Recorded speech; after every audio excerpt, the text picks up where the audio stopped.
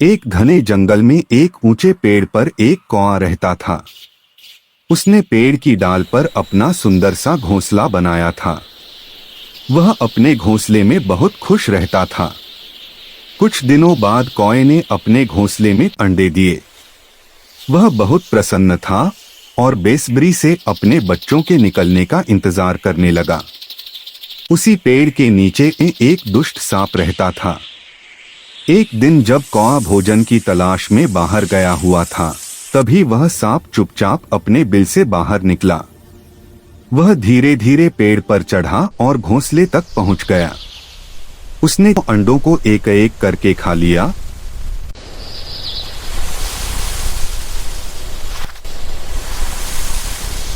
और बिना आवाज किए फिर से अपने बिल में घुस गया।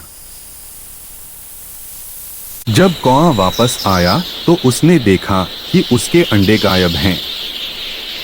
वह बहुत दुखी हुआ, जोर जोर से रोने लगा और इधर उधर उड़कर अपने अंडों को ढूंढने लगा, लेकिन उसे कुछ भी नहीं मिला। कुछ दिनों बाद कौए ने फिर से अंडे दिए।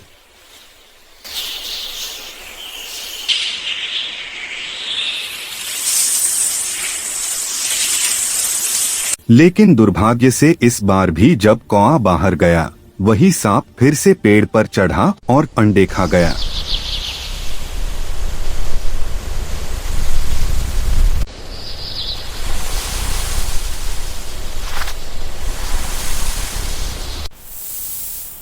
लौटने पर कौए को फिर वही दृश्य देखने को मिला।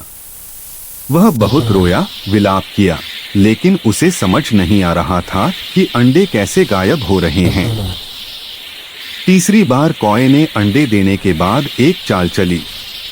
इस बार वह कहीं गया नहीं, बल्कि पेड़ की एक डाल के पीछे छिपकर निगरानी करने लगा। तभी उसने देखा कि वही सांप अपने बिल से बाहर निकला और पेड़ पर चढ़ने लगा। सांप जैसे ही घोंसले के पास पहुंचा और अंडे खाने लगा, कौए ने जोर से काम बकाम करके उसे रोकने की कोशिश की, लेकिन सांप ने उसकी एक न सुनी। अंडे खाने के बाद सांप ने कौए को काटने का भी प्रयास किया। कौआ किसी तरह बच गया। अब कौए ने निश्चय किया कि वह इस दुष्ट सांप को सबक सिखाएगा। कुछ समय बाद उड़ते उड़ते कौए ने देखा कि पास के एक तालाब में राजकुमारी अपनी सखियों के साथ स्नान कर रही है। उसने अपने सारे गहने किनारे रख दिए थे। कौए की नजर एक कीमती हीरे की माला पर पड़ी। उसने तुरंत योजना बनाई। कौआ झपट्टा मारकर वह हीरे की माला अपनी चोंच में उठाकर उड़ गया। राजकुमारी की सखियां यह देखकर चिल्लाने लगी। तुरंत ही राजा के पहरेदार और दूत कौए के पीछे दौड़ पड़े। कौआ उड़ते उड़ते उसी पेड़ के पास पहुंचा जहां सांप का बिल था। उसने चतुराई से उस हीरे की माला को सांप के बिल के अंदर डाल दिया।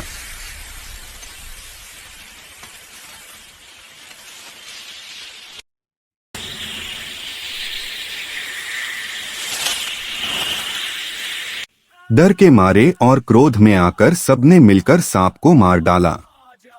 सांप के मरने के बाद पहरेदारों ने बिल से हीरे की माला निकाल ली और उसे राजकुमारी को लौटा दिया। राजकुमारी बहुत प्रसन्न हुई। ऊपर पेड़ पर बैठा कौआ यह सब देखकर मन ही मन खुश हुआ। उसे अपने अंडों की मौत का न्याय मिल गया था।